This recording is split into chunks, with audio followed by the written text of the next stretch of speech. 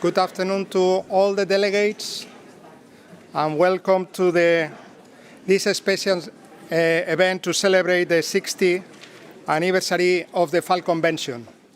First of all, I would like to ask to the participants to use the headsets, because there will not be loudspeakers. Therefore, please use the headset. And now, I would like to invite to the Secretary General of IMO, Mr. Arsenio Domínguez, to make the opening remarks of the special event. Thank you.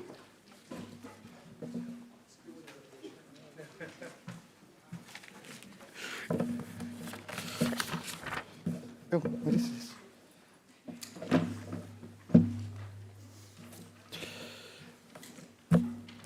Good afternoon all.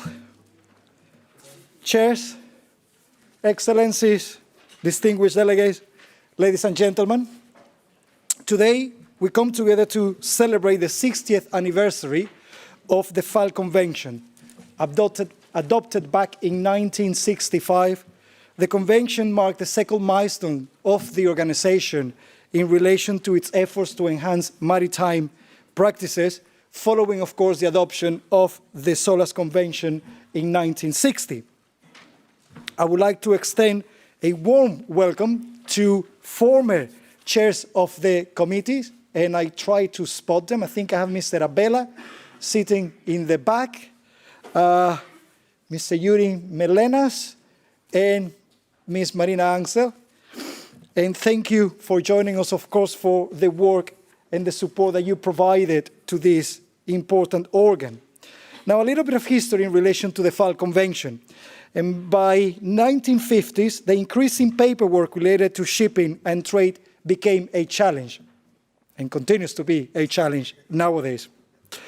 Different ports require numerous copies of identical documents, often adding burdens like language translations, visa requirements, and document authentications, further complicating global trade. It sounds like I'm reading the opening remarks for today. So do take note of this.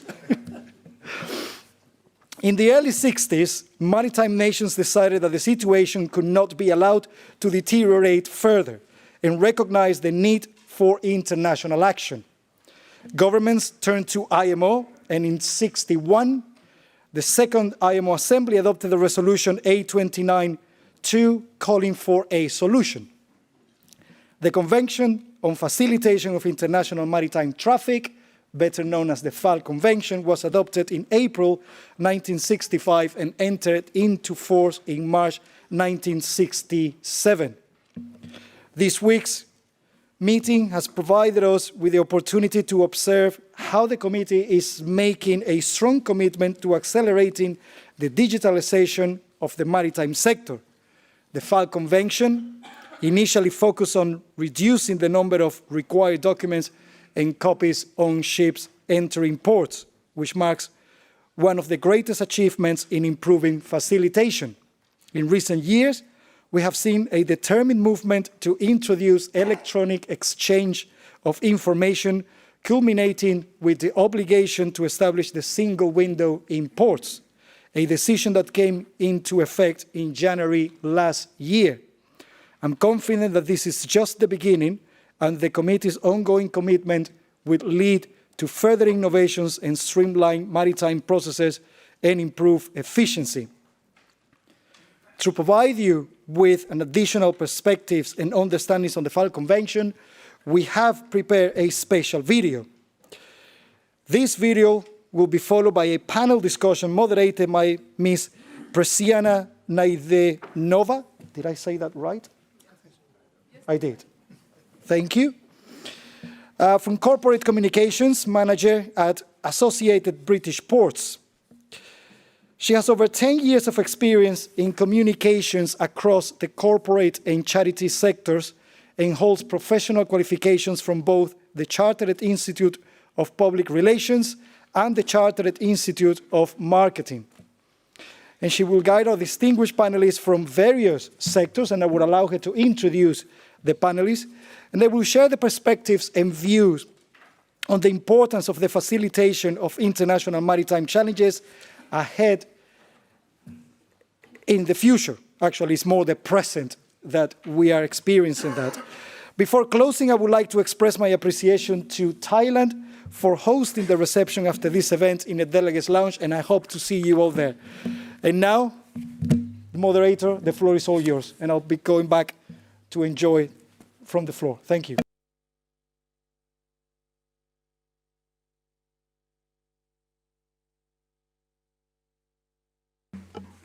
Great. Thank you so much, Secretary General, and good evening, everyone.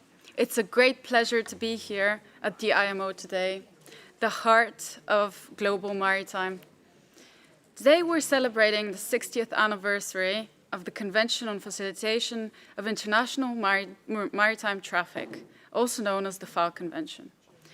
It is, as the Secretary General said, important to note its origins, which take us back to the 20th century, when shipping and trade developed and grew quite rapidly, which also resulted in the growth of paperwork. So that is why when the FAL Convention was adopted in 1965, it received the warm welcome by the maritime community, who were determined to take action to prevent trade by sea being stifled by red tape. So I'm delighted today to welcome you to our fantastic panel, which will discuss the present and the future of the FAL Convention. Our experts today include Dr. Patrick Verhoeven, Managing Director of the International Association for Ports and Harbors, Scarlett Barnett-Smith, Deck Officer of DFDS, and Lars Kjær, Senior Vice President of the World Shipping Council. Thank you all for being here with us. And to help frame today's conversation, we will hear our panelists' general reflections on the FAL Convention, and then we will look at two key themes, which are basically maritime trade and digitalization. Our goal for today is to make it a conversation as well, so please, if you have any questions, do keep them for the question and answer session at the end. But without further ado, to get us started, let's take a bird's eye view of the evolution of the FAL Convention.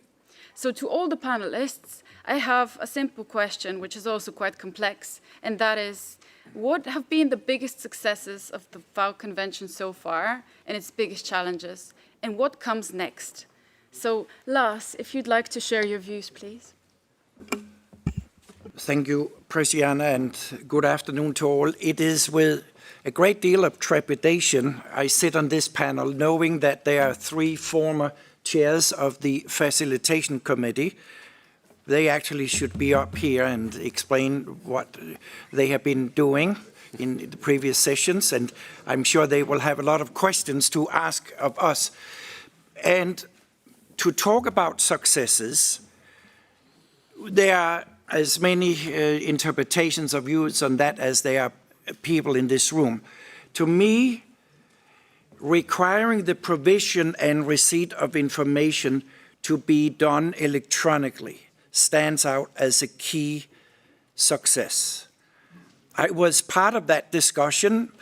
When we first raised it, we were met with, should I say, not uniform exuberance, to put it mildly. There were delegations who came over to me and said that I was drinking something I should not be drinking anymore because it was totally unrealistic to introduce such a requirement.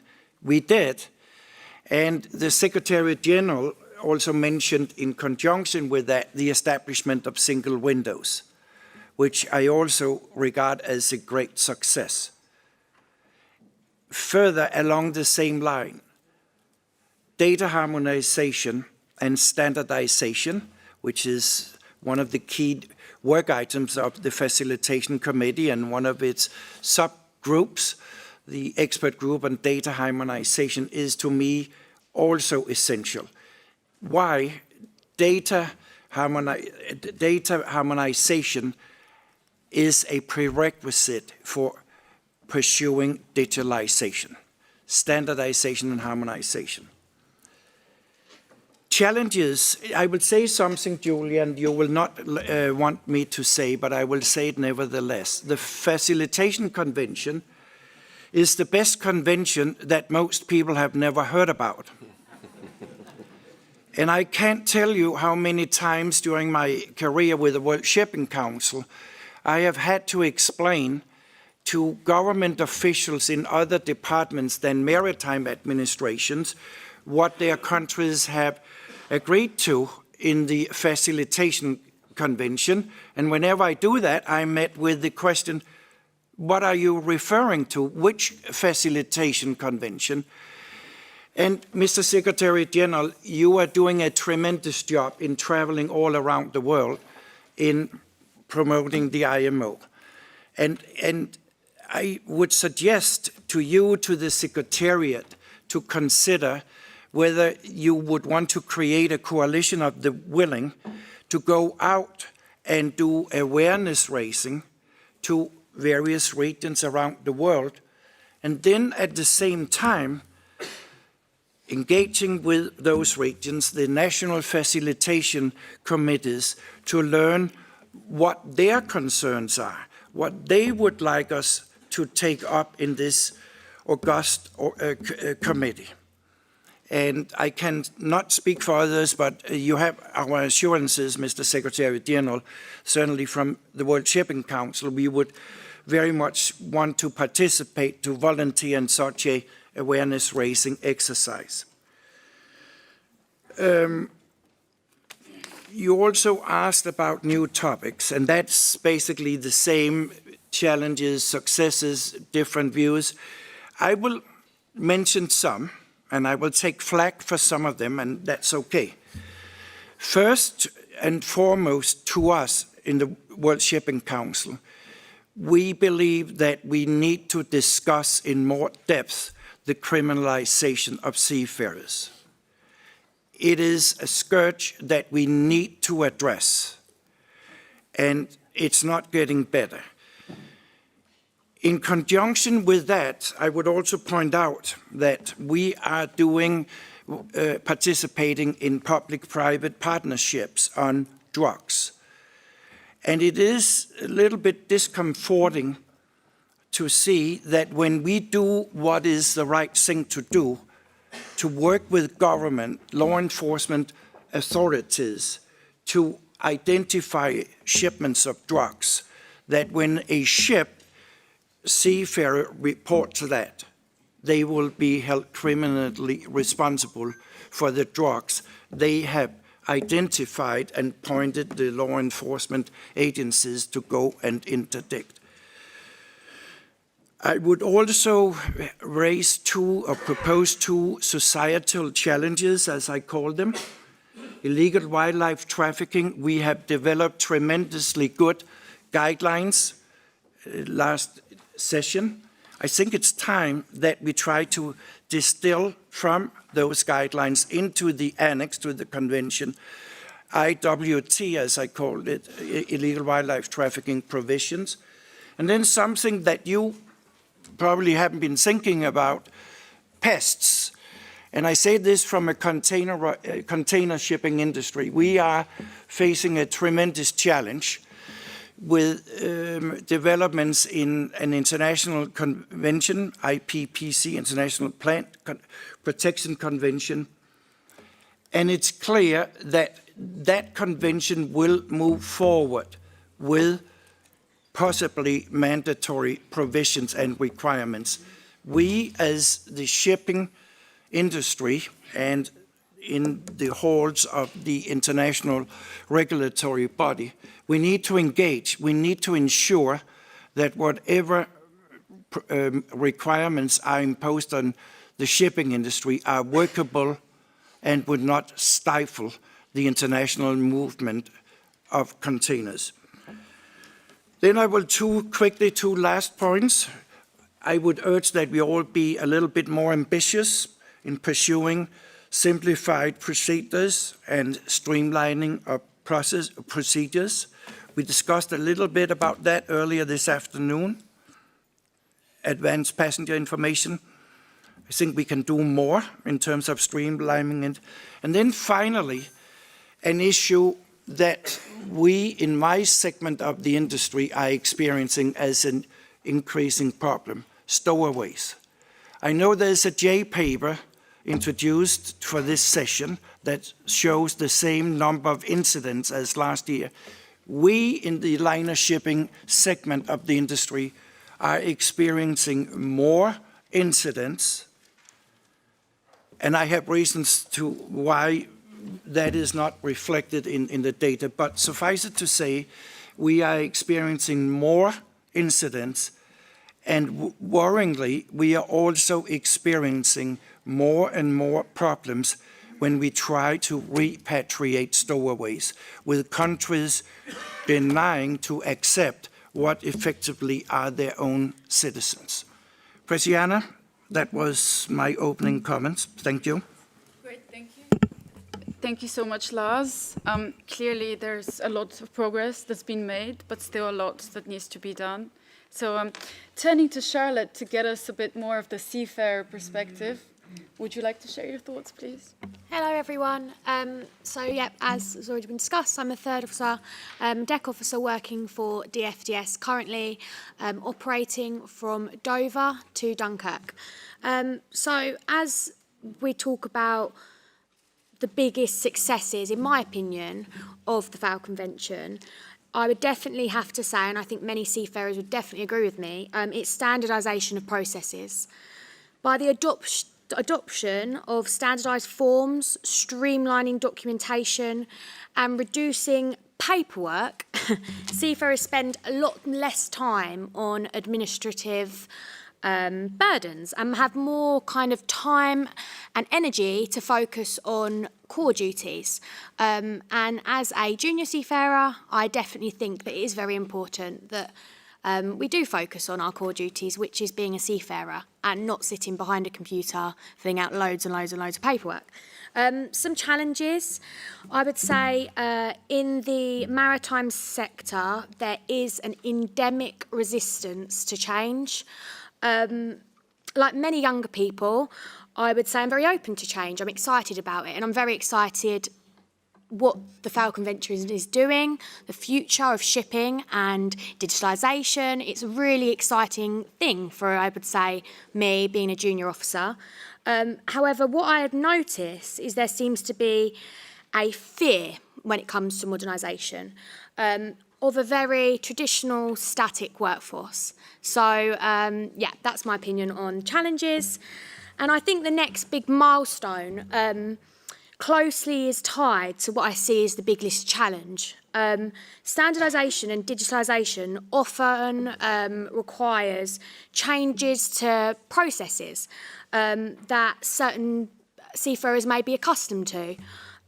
So clear, accessible resources need to be available to explain these changes. If there are simple instructions, I personally think seafarers will have less resistance to change. That's my answer to that question, a little shorter. Thank you so much, Charlotte. And now let's turn to ports. And Patrick, what is your perspective? Thank you, Presiana, and good afternoon, everyone. First of all, apologies from our president, Jens Meyer, who unfortunately was withheld in Hamburg. There seems to be a major strike at German airports, so unfortunately you have to do with me this afternoon. 2025 is a year of celebration for the FAL Convention, 60 years, and IPH is celebrating 70 years. So we were founded 10 years before that. And that's actually quite interesting. Secretary General mentioned that the convention entered into force in '67, which is the year we became accredited at the IMO. And you could say that the convention is really the convention where ports and shipping meet. This is really about the interface, about the exchange of data between shore and ship in a standardized, a uniform way. That is the major achievement, I think, if we look at also the scope of work that the IMO is doing. In years after that, other topics came to the agenda where that interface became more and more important, including also probably the most political item today, which is the decarbonization of the shipping industry. If we look back at why was FAL established, but also why was IPH established in 1955, it's a similar reason. we wanted to facilitate trade. I looked up the inaugural protocol of our conference, of our organization, and that was the main reason.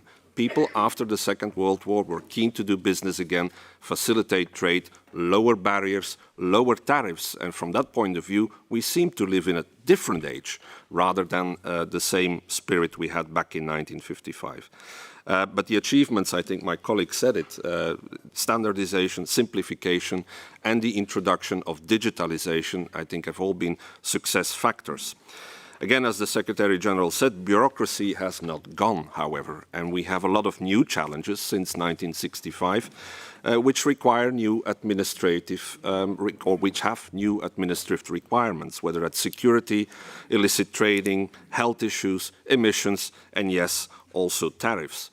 But what is a major difference, I guess, with the period of our foundation, the 50s and the 60s, is the speed by which things happen today, and by the speed that requires a quick and efficient and a resilient response. And I think that's probably one of the major challenges that we have today in our industry, and I guess in any other industry as well.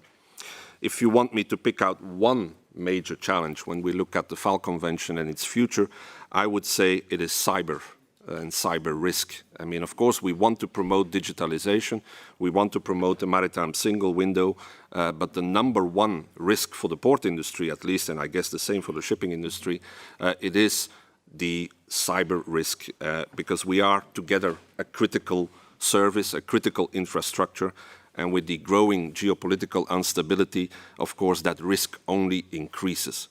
And that's why I'm very pleased that at this FAL session there is a proposal for new output on the table, which will introduce a mandatory requirement for member states to have cyber measures in place to protect their maritime single window. The other challenge I think that we have, or that we see, but I think we come back to that in one of your next issues, is the digital divide we have in our industry, and certainly in the port sector that is a reality. We tend to focus a lot on the smart port concept, but I'm not ashamed to say that the smart port concept, there are only very few ports that really are fully recognized as smart ports. So there is a gap to close, and that I think is also something we can do in conjunction, in cooperation with the IMO, is to look at training, knowledge exchange, resources allocation, and also on cyber, for instance, we have proposed the idea of a model law that would introduce cybersecurity measures in different countries. So I think that's the past and the future from the perspective of IPH. Thank you. Thank you, Patrick. And you've actually taken us really nicely to our first core theme, which is maritime trade and its growth trajectory. So according to the UN Trade and Development projections, global maritime trade is expected to grow at an average annual rate of 2.4% between 2025 and 2029, with containerized trade expected to increase by 2.7% during the same period. So yeah, clearly there is growth in trade. And Patrick, I wanted to come back to you because of that and just see, I mean, is there anything that ports, shipping companies, logistics companies could be doing more of to support this growing demand in trade? Yes, I think that, well, this is indeed the issue about cooperation. I think it starts also not only at industry level, but also at regulatory level, because there are many actors on the regulatory scene when we look at the global maritime landscape that have different responsibilities. And as I said before, the scope of the IMO is in that sense limited. It is shipping and it is the interface with ports, but the maritime supply chain is of course much broader. And we also have to look at the inland dimension there. And that is, I think, where first of all, good cooperation between regulatory agencies, whether they're global or whether they're regional, is an important factor. Secondly, I would add in that same context the importance of using existing standards that have been developed over the years by IMO, by ISO, and other institutions. What industry can do as well is the same. It's looking at the entire maritime supply chain. We've introduced in 2023 a task force for that purpose, the Supply Chain Resilience Task Force, which came after pandemic, after Suez, after all the interruptions we noticed, focusing on two things. First, to optimize the port call, and secondly, to do away with the conception that a lot of our customers of customers, the cargo owners, think of ports and shipping as a black box where they have no idea really what is happening to their cargo. How can we move forward in bringing also more transparency and more standards in that regard? We work together with a number of organizations on the shipping side, terminal operators. Recently also freight forwarders came to that task force, and as I said, one of the first topics we worked on is port call optimization or just-in-time arrival. The concepts are very closely interrelated. And it all sounds very logic, right? Why would a ship have to wait before it comes into the port? It's not efficient, it's bad for emissions, it's bad for safety. Why not go like a pit stop? I think that your chairman, Søren Toft, said that earlier at our conference last year. We want pit stops. Ports should be pit stops. And it all sounds logical until you start looking at what happens during a port call. Who is involved? Which parties are involved? What requirements are there? Not just from the port authority per se, but the terminals and other authorities. It's a very complex landscape. That first step has been done. I think we documented, and that's credit to the International Task Force on Port Call Optimization, credited what happens for liner shipping, and it's even more complicated for tramp shipping. But the next step is implementing it. With that group that we chair, and the report will be presented on Wednesday here in the House, we try to present experience from ports that are trying to implement this process. And again, I have to say there are not that many yet. So we really need to work on this. What needs to happen to, and it comes down to the essence, build trust between these parties, because it's about data exchange. Everybody holds valuable data. How can we exchange them? And I think that's the essence of where we have to move forward when it comes to making sure we can accommodate the trade as efficient and also as sustainable as possible. It comes back to that issue about making sure that governments and industry trust each other and can exchange data in a very safe and secure way. I think that's the essence of it. Thank you so much, Patrick. And actually, the issue of trust is related to the next question for Lars, which is very much, Lars, you mentioned public-private partnership and its importance for the FAL Convention. Would you like to expand on that? Thank you so much, Christiana. Yes, I would be happy to, but I would first like to strongly endorse what Patrick said about trust. Too often in the maritime industry, we approach government officials as the enemy. It's us versus them. And, oh, are you from the government? Please go home. I don't want you to check and see what I'm doing. We need to change that attitude. We have a shared responsibility. And one of the ways we in my trade association have been trying to change that mindset is to engage in public-private partnerships. Some of them are known publicly, others are not so known publicly. But suffice it to say that we are involved in several public-private partnerships to address drugs in the containerized supply chain. And we hope very soon to be able to launch a similar public-private partnership initiative regarding illegal wildlife trafficking. The two are actually very closely related, and because organized crime, they both are involved in drugs and illegal wildlife trafficking.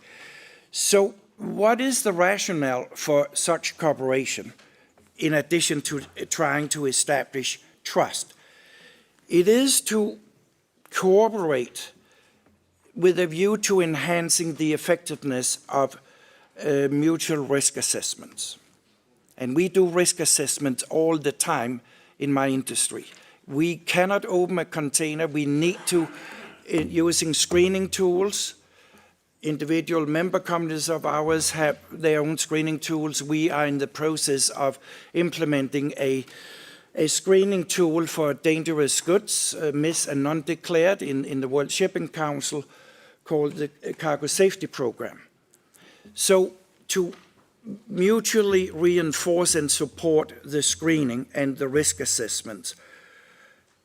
And a key foundational aspect in this endeavor is to establish two-way information sharing processes.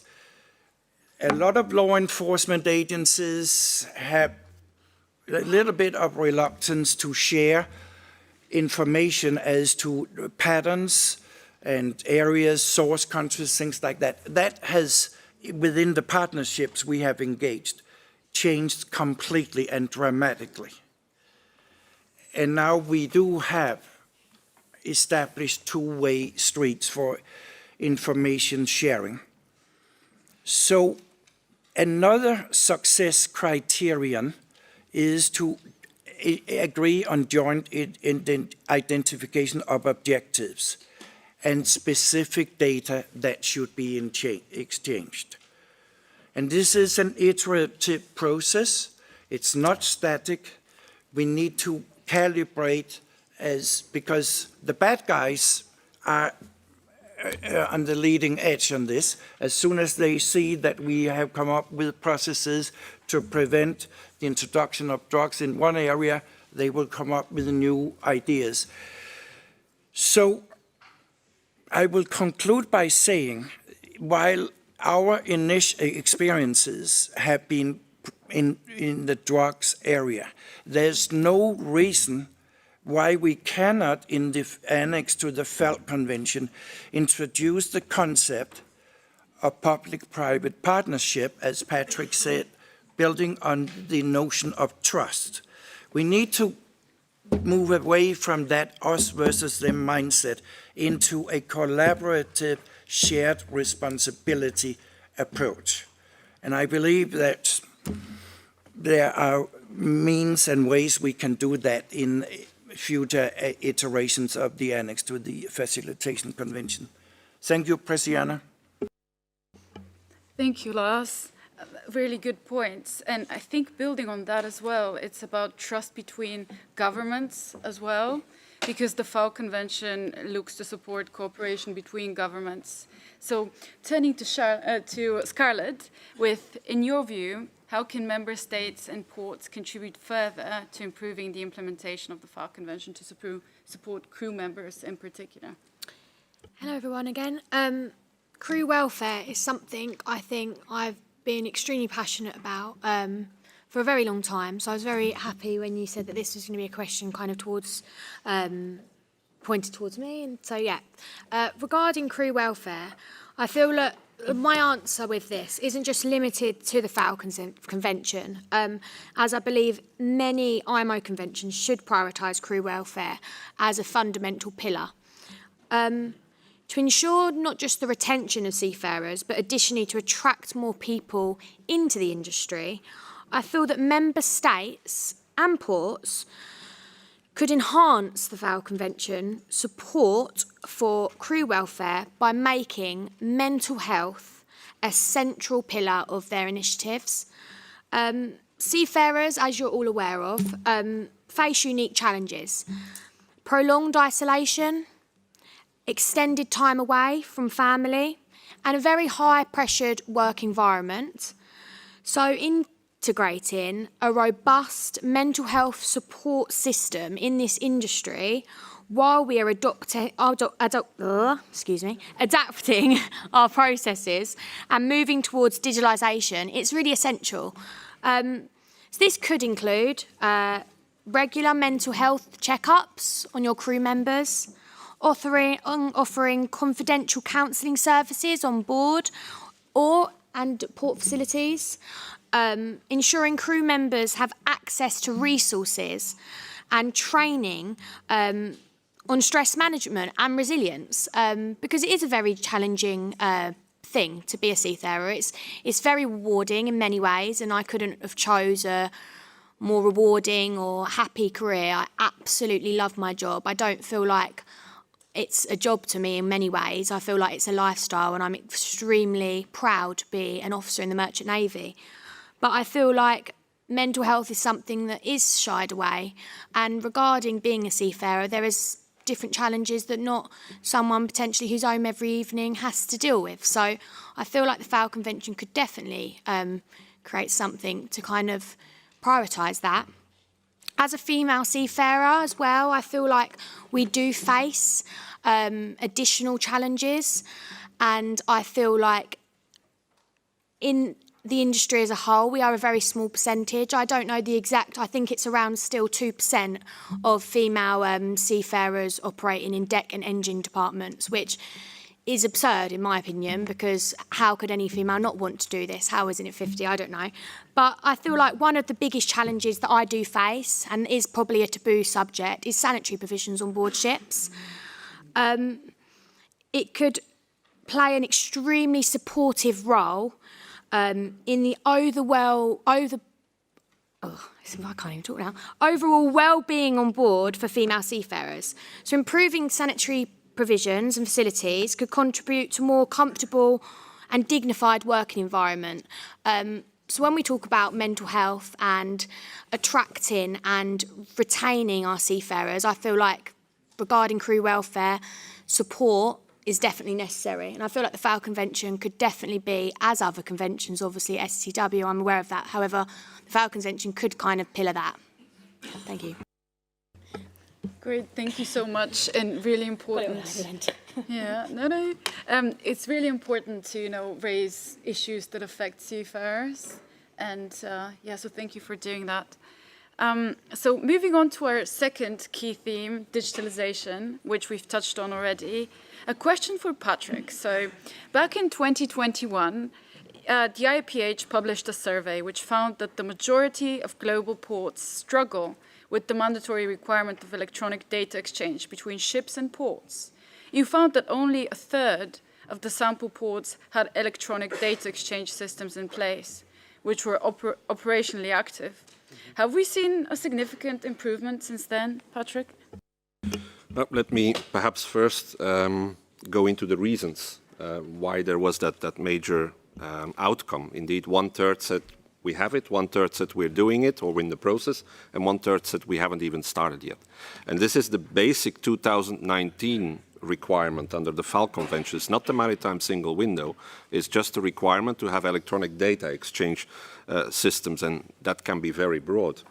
But the reasons that ports gave, and the main reason is the one I mentioned before, lack of trust, came out as the number one. Not cost, not technology, but lack of trust. Followed in number two by the complexity of the regulatory landscape. Those were the two main reasons.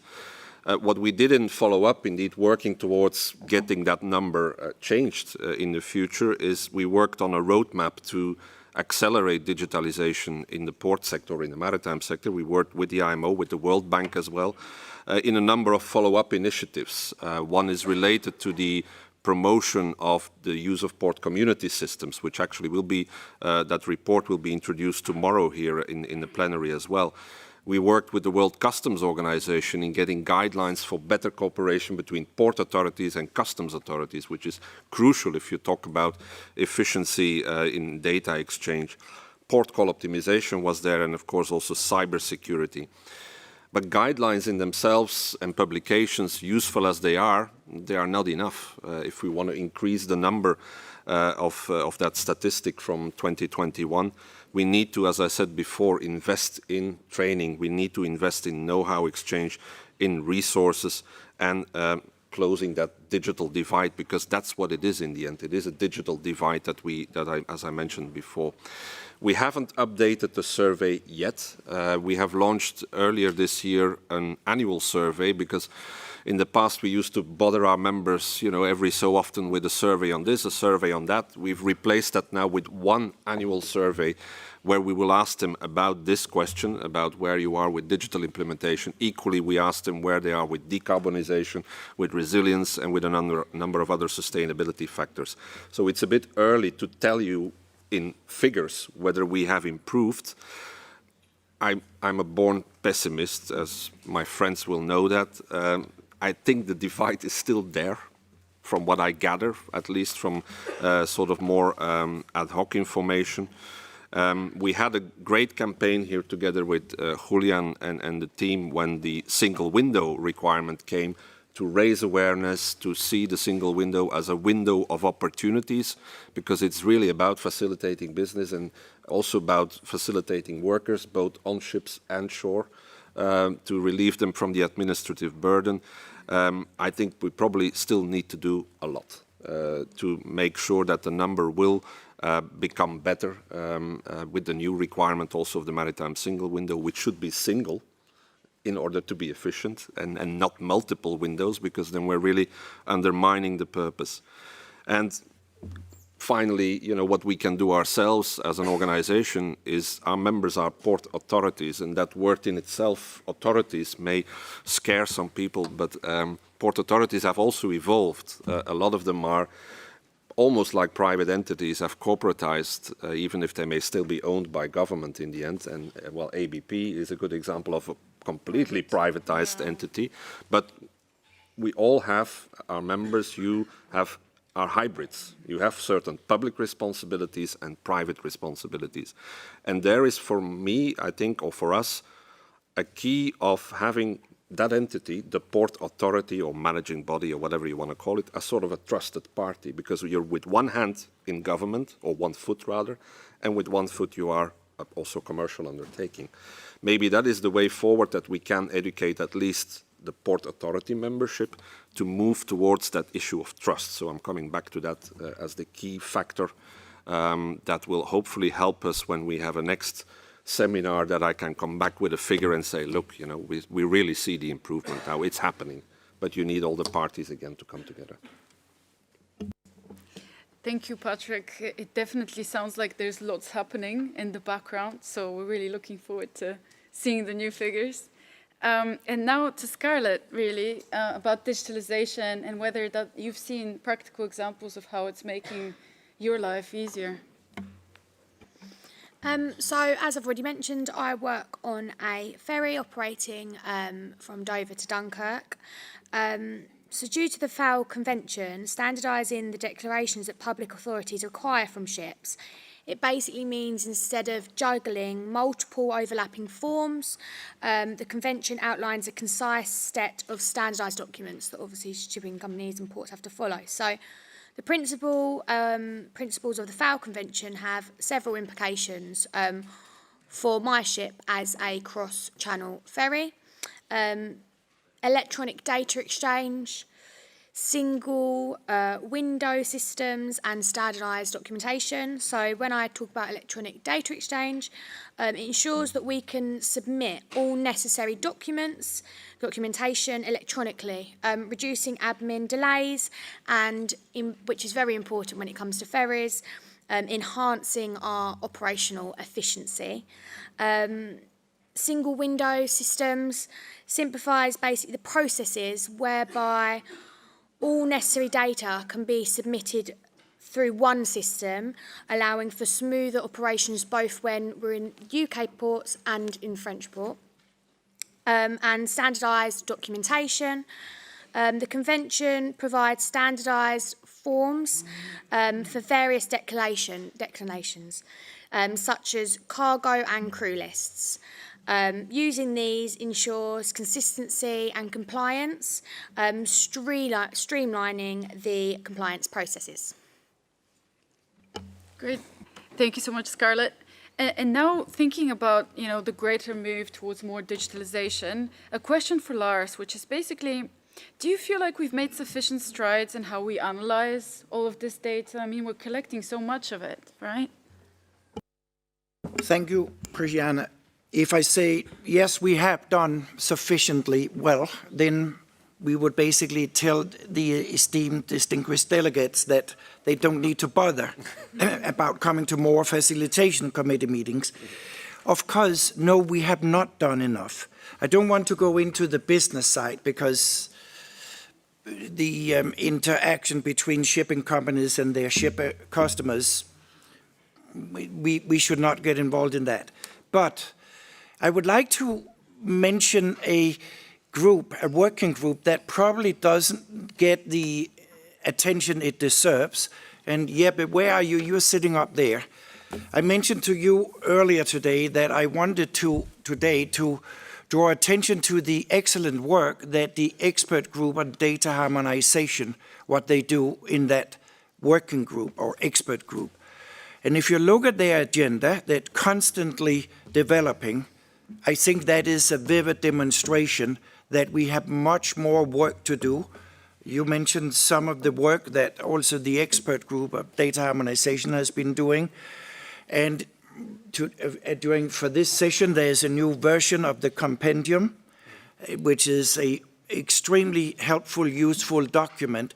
And I would just like to say we need to progress that work further. My Danish compatriots, I'm Dane of birth, living in another country these days, they will remember that some sessions ago, you had invited Captain Rørbæk of Maersk to come and speak about his travails and Scarlett. That master basically mentioned the same as you did. And he gave examples, I don't want to mention the ports and the countries, that he, while his ship was approaching a port, was down in his cabin on an old-fashioned typewriter to type various forms that should be faxed to the authorities. If you go on his LinkedIn page, which I did last night, you will see that he has done a little bit simplistic, but it's an okay drawing of a ship that is stacked full of boxes, of course he thinks containers, with regulations, schemas, forms, inspections, and what have you. And that struck me. If a captain who, I would say his speech several years ago was conducive to this committee agreeing on, from 2019, as you said, Patrick, to introduce the requirement to submit information electronically. If he feels that he still have to do with this, in some cases, redundant or duplicative processes, then we have a problem. Scarlett, you mentioned it. You feel that you also have a problem. And I think we just need to do a better job, and not a better job, we need to continue facilitating maritime traffic the way we have been doing for 60 years. And I would end by saying, in addition to the work done in the expert group on data harmonization, we need to look at how to streamline processes and procedures. We had a little bit of a discussion of that earlier, again, on advanced passenger information, which includes, as we all know, crew information. I think we could do better, frankly, than what is before the committee. Why do we have to submit to both the departing country and the arriving country the same information? Why can't we just submit it once to everyone talks about the cloud. Why can't we do better? So we need to sometimes think outside the box to do better. Sorry, I will stop here, otherwise you will throw bananas or whatever at me. Thank you. Thank you so much, Lars. And I think it's worth bringing in Scarlett, so that you can kind of share your perspective. Yeah, we just actually was having a discussion, me and Lars, before we come into this meeting, just about what being a seafarer is. Why do we do it? You become a seafarer believing that when you get to the role, as especially when I was talking about being a deck officer, when you get to the role of being a captain, which I think is my dream, that I'm going to be the captain. I'll be able to have my morning coffee, looking out at the sun rises and, relaxing and relying on my efficient crew. However, what I see day in, day out is my captains. I have two captains. We have a day captain and a night captain at all times on a ferry, just because of the amount of traffic officers have we encounter on the Dover Straits, and at all times a captain needs to be available to come to the bridge if I call him, which I do a lot because I'm a junior officer, and if I'm in any doubt I call the captain. So yeah, he has to be readily available to get on the bridge and deal with any navigational situation that may occur. What I see is a captain, a chief officer, a safety officer, and more senior officers, such as second officers on board, spending majority, if not all of their time, sitting behind a computer, filling out form after form after form, and a lot of it is the same form, in and out of port, and that's multiple times a day because I'm on a ferry. So I think the essence of being a seafarer and working in this magical industry is being able to look out of the window or the porthole and spend time walking around deck. And the primary responsibility of a captain is to ensure the safety of the ship, the safety of the crew, pollution prevention. That should be their primary focus, not sitting behind a computer filling out endless forms.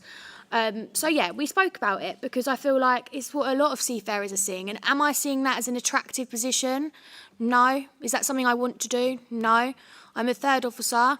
I definitely want to be a captain one day, but I don't want to work in an office behind a computer filling out many forms. Not that there's anything wrong with that, but that's not what I see myself doing. I see myself navigating, seeing the world, and experiencing being part of a team and living, eating, and working with the same people. And that's the magical part of my job.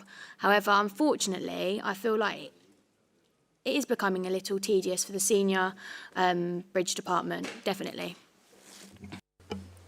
Thank you so much, Scarlett. I think all of us want to be on a ship right now after that description. Yeah, so we have a few minutes for questions. So I don't know if we have any in the room.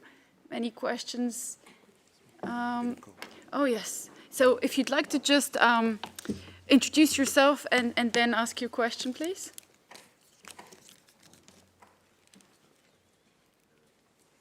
Yes. Thank you so much. My name is Jep Skovbakke-Juhl, and I'm from BIMCO. And thank you so much for a very interesting panel discussion. I think you, as a moderator, have done it really good, and you have selected a good number of people. In particular, and I want to emphasize this, in particular the young seafarer Scarlett, who brings a lot of good inspiration to this committee. Thank you so much for that. Well, my question goes a bit to Lars and to Patrick. Lars, you mentioned in your introduction that the Facilitation Convention is probably the best unknown convention in the world. I like that phrase.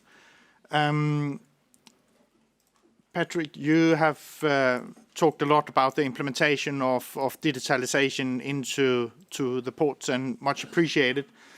But when we talk about digitalization, how can we actually make an even better uptake of, for instance, sections in the convention related to the digitalization? How can we actually make an even better uptake for the administration to implement the Maritime Single Window? I have members from time to another. BIMCO is a membership association, and we have members who come to me and say, well, we simply can't understand that in case a ship does not fulfill the requirements, it may be detained. But a member state who do not implement certain regulation are not being detained for good reasons, of course. But how can we actually push for better uptake of the Maritime Single Window, which actually can make Scarlett more happy as she can look out the window and travel the world instead of doing tedious work and red tape? Thank you. Thank you, Jeppe. I think there's a number of aspects here. And the last thing that you mentioned has to do with enforcement. And that is maybe an issue that we as trade organizations can't solve, because you have a convention, you have obligations, and member states need to follow them. From our survey some years ago, it showed that some of them were not, or quite a lot of them were not. So where is then, what is the measure? And I guess that has to do with the status of an intergovernmental organization versus a supranational one like the EU, which can take member states to court if they don't comply. But I don't want to go into that discussion because that's probably going to be a little bit controversial here. But it is an issue. It's enforcement on the one hand. The second, what can we do about the awareness around the convention and what the obligations are? That comes back to what I said earlier. I think it is that knowledge sharing from ports and countries that have implemented the regulations. How did they go about it? What was their experience? What can others learn? And actually we did so together. You remember a year or two ago in this very room when IMO organized that awareness seminar about the single window, the window of opportunities. That's one thing that we can do. I think we also, and that is an issue when we come to the ship and port interface, in a lot of countries, the maritime administration will not be responsible directly for the ports, especially if it are different levels of government. The ports can be under a regional government or a local government, even a city government, whereas maritime administration doesn't have direct responsibilities. That is an issue, again, which we can't change overnight at least. But I think that's maybe where in this house we can do something as well. And I've been playing with the idea of a friend of the ports group among the member states, and because we have, of course, administrations that have both. I'm thinking of Singapore, which is both a maritime and a port administration. I think it's similar in Panama, and there are other countries. I think that's maybe also a way to bring the shore side closer to the shipping side from a government and administration point of view, without having to revolutionize the IMO on enforcement and all that. I think that's probably a much trickier discussion, but as a first step, this could be something. And I think within the framework of FAL, think of friend of ports or whatever you want to call it, where government administrations, maritime administrations that are also port administrations can really maybe inspire others to work together, because that's really what it's about. A bit lengthy. Thank you, Patrick. I was going to mention some of the very issues you mentioned, first and foremost, enforcement. But in the interest of time, but I wonder if we, being introvert, whether we as a maritime industry should not look ourselves in the mirror and say, are we doing a good enough job in advocating and requiring what we want? I'm not suggesting, because that's unrealistic, voting with our feet and stop calling at particular ports/terminals. But we need to do a better job and say to clarify, to express what we want. And in that regard, and really now, Julian, you will be very unhappy with me, I wonder if the national facilitation committees could do a better job in consulting with, engaging with industry, and channel our needs, our requirements to the appropriate authorities and the port communities. I think we need to do a better job here. Your association, my association, ICS and other, maybe, Patrick, as a complement to your idea of a friend of the ports, maybe we should establish a friend of the shipping industry group. It's here. And be more vocal in our what we want. Just an observation. Thank you. Great, thank you so much. And I think we have another question up here, so please do ask. Thank you, Chair. I'm from China. In China, if a person celebrating its 60th anniversary, that means he is knowledgeable and wise enough. I think it is the same case with the FAL Convention. I would like to have some comments on FAL Convention, because it is the convention that connects multiple public authorities, maritime administration, immigration, and also the custom clearance departments. And it is also the most unique convention because it both comprises the standards as well as the recommended practices in one convention. And it is also the most modernized convention because it uses the digitalization as the way of working things out. So just like what has been put by Mr. Lars, you have already mentioned the trust among different stakeholders. So my question is, how does trust among different stakeholders make facilitation even better? Thank you. Thank you very much for your question. First, when you start commenting on being 60 years, and I said, oh no, now you're going to comment on my hair color. I had dark hair as you many years ago. So, but I think trust, it is conducive to, first of all, identify common issues and concerns. And it goes a little bit back to what Jeppe asked about, can we do more? If there is not trust, if there is not a mechanism for engaging government, authorities, and the industry, then you are lacking perhaps an input as to what can be done. So I will just come back to what I keep saying. We need to get away from this us versus them. We need to accept it's a shared responsibility. We all benefit from international trade and more efficient, more effective trade. I mentioned public-private partnerships. If you get to know us, and I'm not looking at you personally, but if law enforcement get to know us, that we can actually be trusted. A country here, Belgium, uses the expression of circle of trust.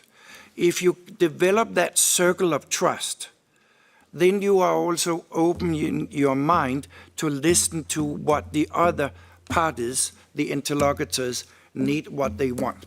So it's the best answer I can give this late hour, but at least let's try to do better and get away from the us versus them attitude. Thank you. Thank you so much, Lars. And I think we've got a question from Sweden as well. So please, if you may. Thank you very much for giving me the floor and giving me the opportunity to ask a question. First of all, thank you very much to all of you for a great and very interesting discussion. My question will not go to any of the gentlemen on the up there. I will instead turn myself to the deck officer. We have heard a lot about sort of the FAL Convention need to be implemented in ports, maritime single window, and so on. But there is always the need for two to be able to tango. So there is the ship itself. And you as a deck officer working on the bridge, preparing reports, do you actually have sufficient IT equipment, application, programs, and being able to actually do the requirements set out by the shoreside systems? I think this is a question that not normally is asked, because you also need bandwidth. There is a lot of information being pushed, especially you that are on a ferry, where a large amount of passengers are traveling. So that was basically my question. Thank you. Thank you very much for the question. I think regarding equipment, big issue that I feel like many ships do face is internet, bandwidth, connection. So, yeah, I do feel like that would probably be the biggest challenge. It is the internet, because when the internet goes, it seems that the ship goes on hold. We use it a lot, especially in our time off, contacting with family members at home. You do rely on it very much. And I feel like regarding the actual equipment, as working for DFDS, I'm quite fortunate because as a shipping company, every equipment that we need, electronic equipment that we need is on board. And if there's any issues, being on a ferry, we are in and out of port a lot. So we've got access to any tools, or we've got a lot of IT people that work shoreside that can come on board. But yeah, I feel like thinking as when I was a cadet and I did work more deep sea, the biggest issue was internet. And I feel like a lot of ships worldwide have the same kind of challenges regarding that. Regarding equipment, I feel like DFDS as a shipping company would provide that without FAL. It's just when the Wi-Fi goes, how does that affect the kind of digitalisation of the shipping industry? Especially being an officer, we do rely on it a lot. So yeah, that's my answer. Thank you. Thank you, Scarlett. And now, for the interest of time, thank you everybody for your questions so far. And I would like to summarize by thanking our fantastic panelists for sharing their valuable insights. Today's discussion has highlighted how regulation is really about speaking the same language in a multilingual world. And it has the power to reduce complexity, empower nations to overcome shared challenges, and we all have a role to play in shaping it, essentially. So with this, I would like to hand over back to Julian to play a short video on the FAL Convention. Thank you, everybody. Thank you.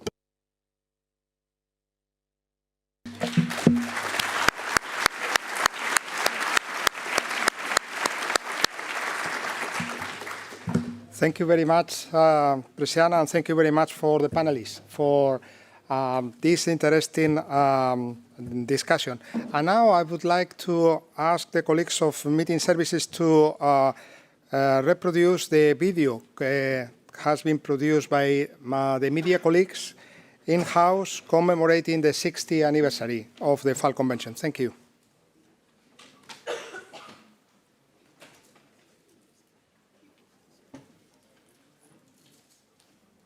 Over, but for the crew, a whole new process begins. Declarations to different national authorities, such as customs declarations, immigration clearance, import and export permits. The paperwork can seem endless. And when the ship leaves, it all starts again. To keep shipping moving, a unified global approach is essential. That's why we have the FAL Convention, an international treaty that streamlines these processes worldwide. FAL stands for the Facilitation of International Maritime Traffic. Why does FAL matter? Because when it works well, ships move faster, trade flows efficiently, and costs stay low. But if it doesn't, delays, inefficiencies, and extra costs pile up. This year, the FAL Convention marks 60 years since adoption. Over time, it has evolved through regular updates by government at IMO's FAL Committee in London. The main benefit of the Facilitation Convention is that it reduces the administrative burden and the time spent by ships in ports. And so it enhances the efficiency of shipping in a way that reduces the costs of international maritime transport. One of the most valuable substance in our life is time. The world speed up. The standards, the recommended practices of the FAL Convention allow all the stakeholders to save time in various situations of operation of the ship and the ship-port interface. Since January 2024, all IMO member states are required to use a single centralized digital platform or maritime single window to collect and exchange information with ships when they call at ports. This streamlines procedures and greatly enhances the efficiency of shipping worldwide. When the FAL Convention first started out, it had to do with how many pieces of paper or documents you were supposed to hand in. And now we are at a place where everything goes to the same point of contact or the same digital platform, that will have a transformative impact. And I think it has had a transformative impact on the shipping industry. Target in maritime. And in this occasion, I'm very positive and wish many years to come for the FAL Convention. The world of shipping never stops, and with FAL, we keep it moving efficiently, safely, and sustainably. Okay. Thank you very much for the attention.